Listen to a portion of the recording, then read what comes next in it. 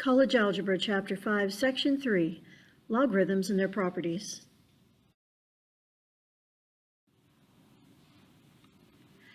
Logarithm. For all positive numbers a, where a is not equal to 1, a to the y equals x is equivalent to y equals log base a of x. In other words, these are inverses. A logarithm is an exponent, and log base a of x is the exponent to which a must be raised in order to obtain x. So when you see log base a of x, you're saying a to what power gives me x. The number a is called the base of the logarithm, and x is called the argument of the expression. The value of x must always be positive. Here's some examples. Exponential form would be 2 to the third equals 8. In logarithmic form, we would write log base 2 of 8 equals 3. And if you study these, you could see the relationships. So, try this example. Solve log base 4 of x equals 3 halves. Pause the recording, give it a try, and resume to check your answer. The easiest way to do these is to rewrite them. Log base 4 of x equals 3 halves means 4 to the 3 halves equals x. And when you rewrite it that way, it's easy to solve and you get 8. Here are a couple more logarithmic equations. The x's are in different places this time. Pause the recording, see if you can do them, and resume to check your answer. For a, we're going to rewrite a to the x equals 4. Now the easiest way to solve this is kind of what we do with exponential equations. We're going to write them in the same base. 2 to the third is 8 and 2 squared is 4. So we have 2 to the third to the x, which is 2 to the 3x, equals 2 squared. That means 3x equals 2, or x equals 2/3. For part b, we're going to have x to the 4th equals 16. To solve this, we are going to take the 4th root of both sides. Normally, we put a plus or minus on it, as you see there, and we get plus or minus 2. But remember, the base must always be positive, so x equals 2. We have two special logarithms. The first is the common logarithm, and it is base 10. Whenever you see log without a base, assume it is the common log and has a base of 10. You see this also on your calculator. Evaluate these logarithms. Pause the recording, give it a try, and resume to check your answer. Okay, you're going to want to do all of these on your calculator, and as I said, there is a log button on your calculator. It says log. So you put in log 12 and you get 1.079, etc. Put in the others and you get the answers that you see here.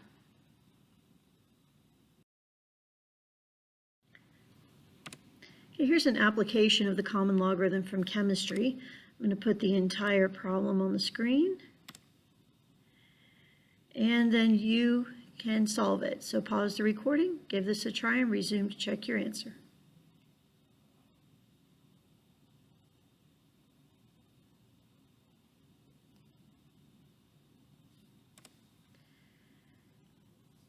Now all we need to really do is put the numbers in place here and then put it into the calculator, and you get 3.6. And for part B, we're kind of working backwards here. This time we know the pH, but we want the hydronium ion concentration. We want that. So what you're going to have to do is rewrite it. 10 to the negative 7.1, which gives us 7.9 times 10 to the negative 8. We also have the natural logarithm, which is base e. The natural logarithm is written as ln, and we've already seen that key on our calculator once. It's the key where the second function is e to the x. This makes it really easy to remember that they're related because they're both on the same key. By the way, you may notice that the log key on your calculator, its second function is 10 to the x, which really helps you remember that the logarithm log without a base is base 10.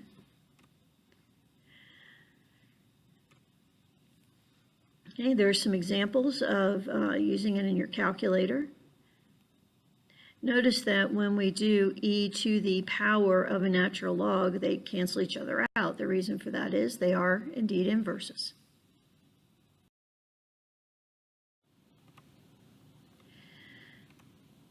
Okay, evaluate these expressions. You can put them in your calculator, give them a try, and then resume. Pause the recording to do that, resume to check your answer.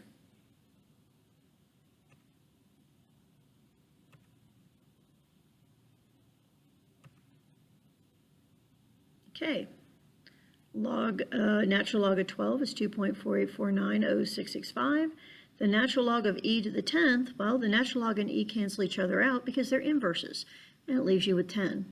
Properties of logarithms here. Property 1 says a log base a of 1 equals 0. In other words, a to the 0 equals 1 for any value of a. Property 2 says the log base a of a to the k is k. Well, if you write this, you get a to the k equals a to the k, so that makes sense. And property 3 says a to the log base a of k equals k if k is greater than 0. And this is true because log base a to the k is the exponent to which a must be raised in order to get k. Little weird on that one, but it does work. And another way to remember it is that exponentials and logarithms are inverses. So when you have a to the log base a, those actually cancel each other out. Here's some more properties, and by the way, these should be very familiar. We did work with these last year. We have the product rule. The product rule says that the logarithm of two numbers multiplied together, or two variables, can be split up by addition. Notice when we split it up, we write log twice.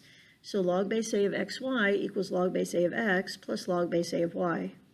The quotient rule says we can split up quotients by subtraction. So log base a of x over y equals log base a of x minus log base a of y. The power rule lets us bring the power down front and multiply it. So log base a of x to the r is the same as r times the log base a of x. Now we're going to rewrite some expressions using the properties of logarithms. And the first is log of 8x. And I'm just going to go through these. We can split that up using addition. That's log of 8 plus log of x. The log base 9 of 15 over 7, that's a quotient. Log base 9 of 15 minus log base 9 of 7. Log base 5 of the square root of 8. Well, we can rewrite the square root of 8 as 8 to the 1/2 power. And then we can bring the power down front. So we have 1/2 log base 5 of 8. Pause the recording, give it a try, and resume the recording to check your answer.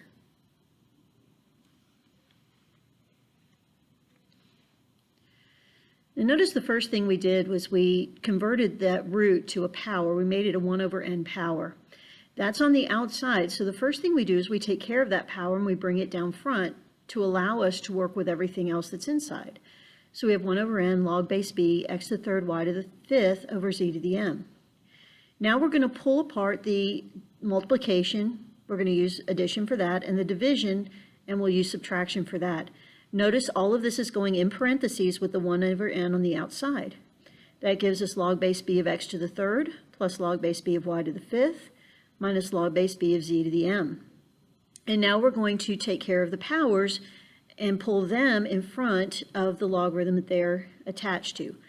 So that gives us the 1 over n times 3 log base b of x plus 5 log base b of y minus m log base b of z. And then what they did finally is they went and multiplied the 1 over n through, and that's why you have the 3 over n, the 5 over n, and the m over n.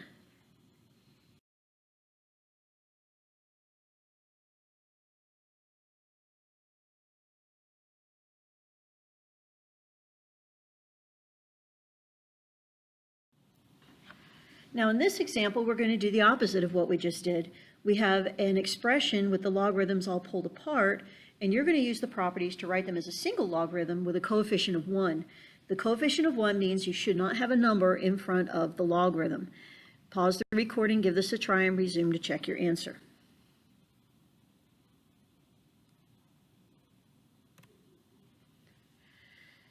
Notice the first thing we did was we took the numbers in front of each logarithm and returned them to being powers, as they must have started before they were pulled apart. So that's where we get the log b m to the 1/2 plus log base b of 2n to the 3/2 minus log base b of m squared n. The next thing we do is we take care of the addition and subtraction. The two that are added get multiplied together, and the one that's subtracted becomes a denominator. So we have log base b of m to the 1/2, 2n to the 3/2 over m squared n. The next thing they did is they took the 2n to the 3/2 and they split it up. And we also did a little bit of canceling here. So we have log base b of 2 to the 3/2 n to the 1/2 over m to the 3/2. And then what they did was they kind of factored out the 1/2 from all those powers.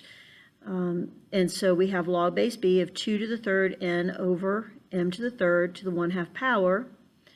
And then finally they just kind of simplified it, and we have the square root log base b of the square root of 8n over m to the 3rd. Now we have this rule for changing base, and some of you will need it, some of you will not need it. Those of you with the newer calculators, you actually have the ability to put in logarithms with any base. Those of you with the older ones are not going to have that ability, but we're going to use the change of base formula. We learned this in both Algebra 2 and in Algebra 3. And so if you remember it, it's really not a difficult one to remember. Those of you with the newer calculators, if you go to the math menu and go down to letter A on the menu, you will find a place where you can enter a logarithm of any base. The change of base rule says for any positive real number x, a and b, where a is not equal to 1 and b is not equal to 1, the logarithm of base a of x equals the log base b of x over the log base b of a. Remember, what we're doing here is we're changing it from base A, which is the base we don't want to use, to base B, which is the base we do want to use. This is very helpful for those of you with the calculators that won't do that, because you'll need to change the logarithm either to base 10, which is the common log, which is the log button, or the natural log, which is the ln button on your calculator. If you remember from last year, it's really not difficult to do this. What you do is you write log with your new base on the top and the bottom. And if you remember the trick I told you last year, if you had me last year, A in the original is the base, and the base goes in the basement. So we take the A, and that's going to go on the bottom, and the X is left to go on the top. This is the proof for why that works. What they do here is they take y equals log base A of x, and they rewrite it as an exponential. Then they take the log base b of both sides, and they simplify that, and they get y equals log base b of x over log base b of a. But originally y equaled log base a of x. Anyway, if you ever wondered why this works, this is the proof as to why it works. Now, I know a lot of you have the ability to do this in your calculators, but I want you to give this a try. Remember, last year we did this. It really was not complicated. So give it a go. Evaluate each expression and round to 4 decimal places. Okay, we got 2 of them here. Pause the recording, give it a try, and resume to check your answer.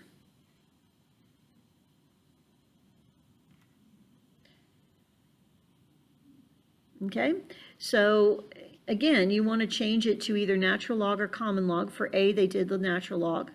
For B, they did the common log. Doesn't matter, or actually, they did both there. It's a little deceptive, sorry. What they did is in the answer that says A, they changed them both using the common log, and in B, they changed them both using the natural log. And you'll notice you get the same answers either way. It's log 17 over log 5, and again, 5 was the original base, and the base goes in the basement, or the base goes on the bottom. And then log 0.1 over log of 2. You can do the same thing with the natural log.